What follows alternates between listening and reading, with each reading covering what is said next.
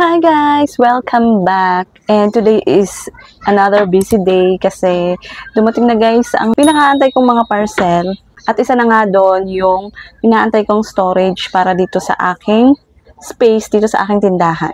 Nang maayos ko na at ano ko na yung gusto kong gawin dito sa tindahan. Well, meron pa akong mga kailangan tanggalin na hindi ko pa matatanggal talaga ngayon. Kagaya nito guys. Ayan, yung bisikleta na yun at saka dahil wala pa kaming buyer para dyan. So, yung storage ko naman na nabili is, hindi naman niya aabutin kasi 6 layer lang yun, dalawang 6 layer. Hindi naman aabutin yung mga nakasabit dyan. Kaya okay lang yun. Ang importante, andito sa lower part, maayos ko siya. So, ngayon guys, samahan nyo ako at mag-aayos tayo, mag-unbox tayo. Actually, dalawa to sila guys. Yung isa is storage, tapos yung isa guys is organizer ng aking mga hanger. Kasi, kailangan ko na din i-remove yung mga hanger guys na nakasabit lang din dito sa tindahan ko. Andun lang diyan din siya nakasabit. Unang-una, gusto ko siyang kunin dyan dahil ang taas niya, nahihirapan ako pag kinukuha ko, nagkakadahulog, tapos pag ilalagay ko. So, kailangan na talaga siyang i-remove dyan. And then, makalat nga siya tingnan dyan. And gusto ko maaliwalas. So, ayun, nag-decide na ako na bumili na din ng organizer para sa aking mga hanger. At nakakita nga ako sa Lazada guys ng organizer para dito sa aking mga hanger. And ito na pala yung mga parcel na yun guys. Yung aking, i-unbox natin, tong aking mga storage para mailagay ko na yung mga, ayan. Oh, tingnan nyo, diba? Andito pa din yung mga sacks. Ay, nako. Ayan, yung mga stickers ko dyan. And then, ito naman ang aking storage ng aking mga hangers. Ayan, so, gano'n natin dito. Ayan, i-unwrap na natin sila guys para makita nyo din. Ayan. So, first guys, ito muna ang aking i-unwrap. Itong aking storage ng mga hangers. Ayan. So, ihuli ko tong storage ko para sa mga kung anik-anik ko dyan sa tindahan. Kasi medyo bulky yan compare dito. And once na ma-open ko na to, ay mag-start na akong mag-ayos dito sa aking munting tindahan. So, let's go. Open na natin. Ito nga palang storage na to guys. Dalawang color ang available niya. Black and white. So, pinili ko ay, syempre, white tayo. Ayan. Lagi tayong white. Team puti. Tatlo lang naman lagi ang kulay na inano ko, guys. White, gray, and black. Pero, in this storage, white ang pinili ko. Para malinis ng tingnan. Ayan. Pwede din naman sanang black. Pero, ayun nga. Ang ganda ng packaging nila, ang kapal. Tapos, ayan, may fragile na nakalagay. Kahit bakal naman yung laman. Sana walang ayan siya guys, look. Sana wala siyang mga gas-gas. Kasi puti pa naman ito. Pero matatakpan naman yan pag nalagyan na ng mga hanger. Pakita ko sa inyo mamaya kung paano ilagay yung hanger dito. Para hindi na siya nakasabit. Well, kung ako, gusto ko nakahang.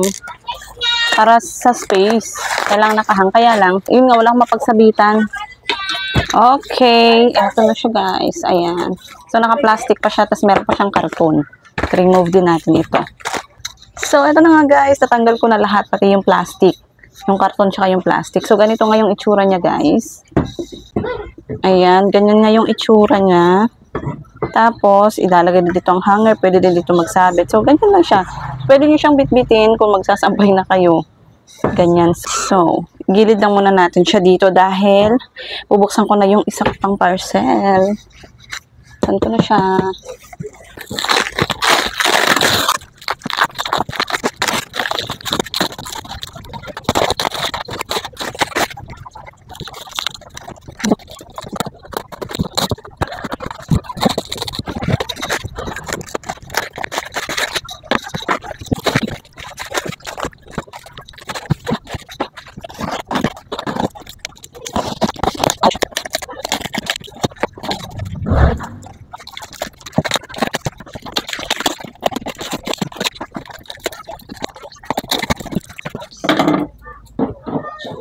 Okay.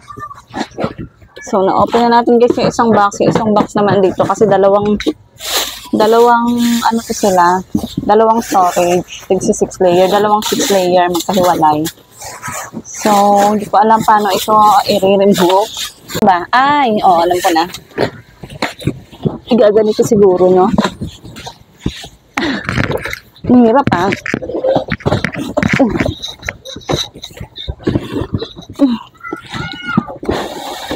I think, ayan, para makuha tong box.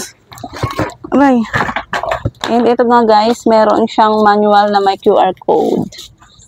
Ayan, baka kasi kailangan nyo din. So, at least ma-share ko sa inyo. Scan the QR code above, watch the installation video for details. Ay, may ganun ba? Okay, paalam muna at papanoorin ko muna siya.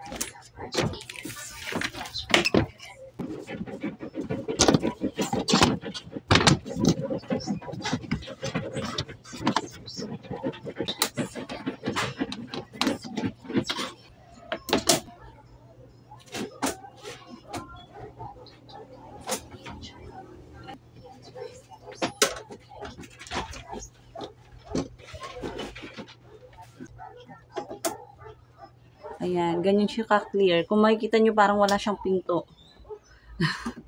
Kasi ganyan siya talaga. Sobrang clear niya. Nakakatuwa. Kitang-kita yung laman sa loob. Ayan. And magnetic siya. Ayan. At saka, nalalak talaga siya. Ayan. Tapos, ganoon din dito guys sa baba. Kung ano yung ginawa ko dito. Ganoon din yung baba. Gagawin dito sa baba. So, bale, ito na guys. Na-set up ko na. Excuse me sa kalat. Ganun talaga pa nag-unbox. So, eto nga guys, ang magiging storage ko para dito sa aking tindahan. Ilalagay ko dito yung ibang mga stocks ng paninda. Then, at the same time, diyan ko na din ilalagay yung ibang mga shoes namin sa baba. Sa part na yan. Basta titingnan ko mamaya kung paano ko siya magagawa. So, sa ngayon, konti pa lang ang aking mga stocks dahil hindi pa ako nakapag-divisoria. Kaya, kakonti pa lang magagamit natin dyan. So, bali, dalawang ganyan nga ang meron ako guys. Tigsi 6 layer kasi pagdidikit ko yun sila para medyo marami-rami tayong slot na paglalagyan ng mga kung anik-anik ko dun sa tindahan. Isa-set up ko lang na yung isa and then sisimulan na natin guys ayusin ang aking munting tindahan. Okay guys, eto na na-set up ko na ang aking mga storage. So ayan, dalawa yan sila, pinagdikit ko lang. So ganyan yung magiging position niya. Nilagay ko na siya dun sa space sa tindahan. So sa ngayon dahil ayan, na-set up ko na yung aking mga storage.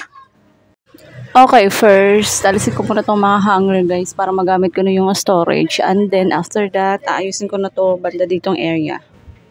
Okay, let's go.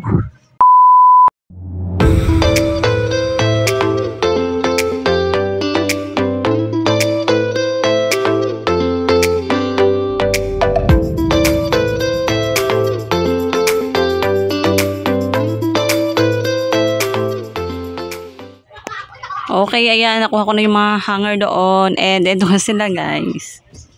Ayan. So, hindi na ako hirap kung paano ko i-store yung mga hanger ko. And hindi na ako hirap pag gagamitin ko sila. Nakaganyan na siya. Ayan. And punta na sa main purpose ko. Ito, ang mag-aayos. Ginabi na ako kasi nag-rest muna ako before ako continue ulit. So, ngayon, ayusin ko na tong aking space dito.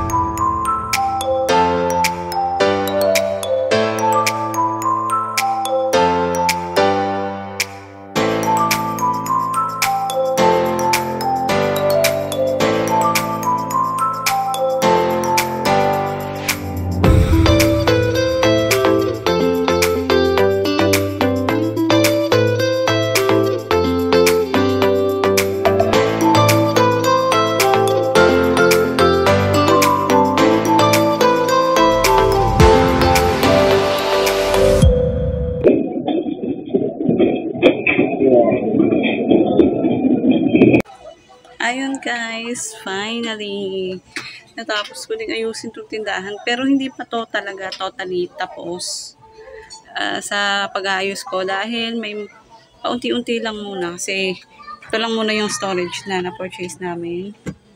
Ayan, para dito sa aming tindahan. And makikita nyo guys, before, ayan, masyadong bulky yan dyan. Maraming mga anik-anik. So ngayon, ano na siya, kumbaga, na-clear out ko na yung mga di ka nais-nais dito sa area na to. And ito na yung aking storage guys. Yung mga stocks ko, dito ko nilagay. Ayan. So, andito na yung mga stocks ko guys. And safe na sila laban sa mga alikabok. And at the same time, dyan ko na din nilagay yung mga shoes at mga slippers namin. At hindi na ako namamroblema lagi na kahit bagong laba, tapos pag in-stock ko dyan, hindi naman kami laging lumalabas. Mabilis siyang mabilis madumihan mag-alikabok. Hindi kagaya ng nakaganito is kahit matagal siyang ma-stock dyan, yung mga slippers namin and shoes and sandals, hindi na siya madudumihan. Nakaganyan na kasi siya. Ayan, secured na siya. Tapos protected na siya from dust. Lalo na tong mga, kasi ang bilis guys ang bilis, ewan ko ba, ang bilis mag-alikabok. Ng mga, halos araw-araw kailangan mag-feather dust, maglinis. Ito ngayon yung mga stocks ko. Minsan busy ako, kaya busy ako dun sa loob ng bahay. So, hindi ko araw-araw na-feather dust or nalilinisan tong mga area na to dito, yung mga items ko. Kaya, ayun, minsan bago ko linisan, maalikabok na siya. So, at least ito, nakaganyan na siya. Hindi na siya basta-basta kadapuan ng mga alik-alikabok. So, ayan, konti pa lang guys yung stocks. Konti na lang yung stocks na yan dahil hindi pa ako nakapamili. So, ayan, nang munang nakikita nyo dyan. So, pag nakapamili na ako, at least meron na akong mga bakante pa dyan. Meron na akong paglalagyan ng mga sobra-sobra kong mga items na, ayun nga, yung mga paninda ko nga. Ayan, very safe na siya. Ayan, very safe. Safe na sila dyan. Hindi na sila basta-basta madudumihan. So, ayan. Kung interested kayo guys sa item na to, sa product na to guys nilagay ko na din yung link dito sa description box kung gusto nyo mag-order. So, ito yan guys. Very important kasi to dito sa tindahan ko. Kasi kailangan protected talaga sila. Naka-cover talaga para hindi basta-basta madumihan. Ayan, lalo't binibenta ko nga itong mga to. Ayan. So, dito ko siya nilagay pinwesto pa ganyan. Dahil hindi pantay yung aming sahig dito sa baba. Kaya dito ko siya nilagay. Instead na dyan. Pero okay din naman. Tapos dito sa likod nito. Sakto lang din yung height niya. Dahil hindi niya matatakpan yung aking mga paninda dito. Ayan. So, ayan. It's very tiring. Pero satisfying naman. Kasi naayos ko na to. Space ko dito guys. Ayan. Yan. So, dito na lang din yung mga trash can ko and yung mga pangwalis.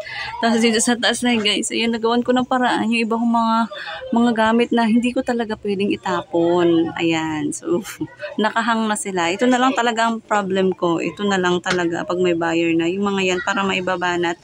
Maging clear na yan dyan sa part na yan. Nakaharap nga nun guys ay ito na ang aking mga display dito. So, ayan. Mas makakakilos ako ng maayos. Ayan, look. Ito naman. Ayan. Ayan yung aking storage. Nalagyan ng mga stocks. Ayan. So, mas maayos na akong mga kapag rampa-rampa dito pag may bibili. Maaraw. So, ayan. So, sana nag-enjoy kayo to watch this video, guys. And, abangan nyo na lang mga susunod ko pang mga vlogs. Thank you so much guys for watching. See you on my next video.